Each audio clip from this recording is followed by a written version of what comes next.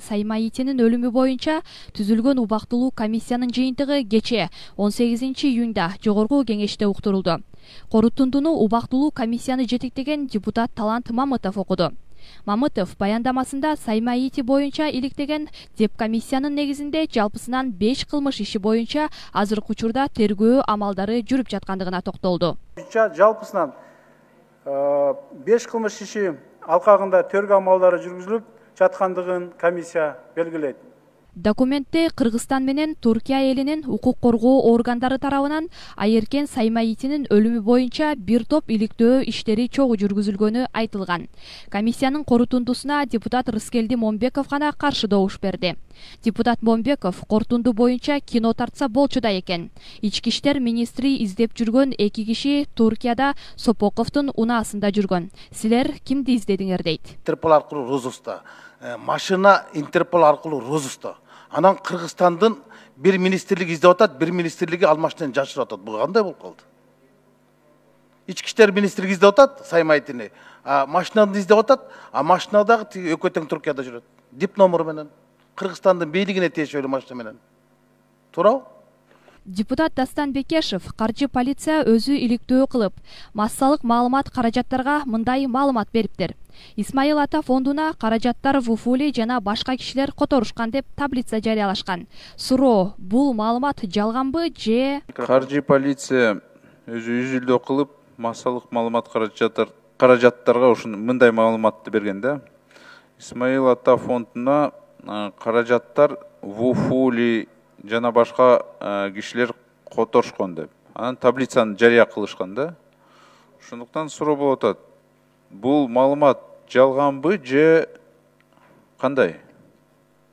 Каржы полициясынын төрагасынын орун басары Эмил Жамгырчиев депутаттын суроосуна ооба Вуфули аркылуу бир канча ирет Туркиядан акча которуулар болгон.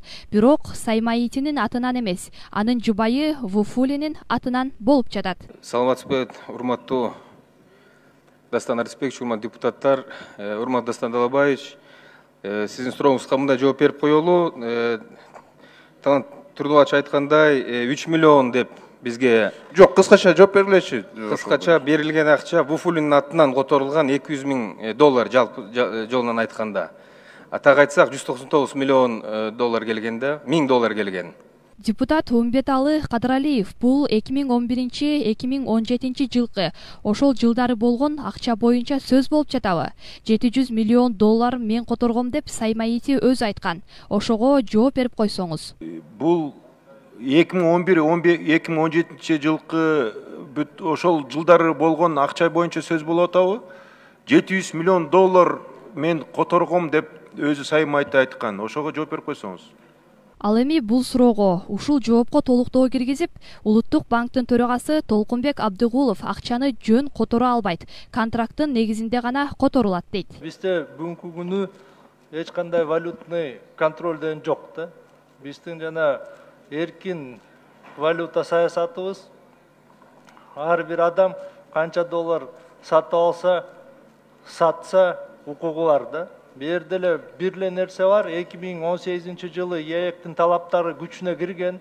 Бүгүнкү күнү ЕЭКтин ичин границасын чыгып атканда 100 000 доллардан ашык сумма болсо, ошол суммага тастыктоо документтер керек да. Бул эмнеден акча, каяктан акча, эмнеден акча. Башка мындай эч кандай ограничение жок. Банктарда система мындай иштейт да, акча котором десең, акчаны жөн которо албайсың да, контракт керек да. Ушу бир контракттын негизинде эле которулат да. Кытай жараны Айеркен Саймаитинин өлүмү боюнча түзүлгөн комиссиянын курамына ар бир фракциядан жалпысынан 11 депутат кирген. Саймаитинин өлүмү боюнча 5 кылмыш иши ачылган. Кыргызстандан 700 миллион доллар эмес 932 миллион доллар чыгарылганы аныкталды. Бирок комиссияны буга чейинки айткан маалыматтарына Азаттык радиосунун журналисти Али Токтокунов маалымат бир тараптуулук менен каралып жатат деп нааразы пикирин билдирип келген.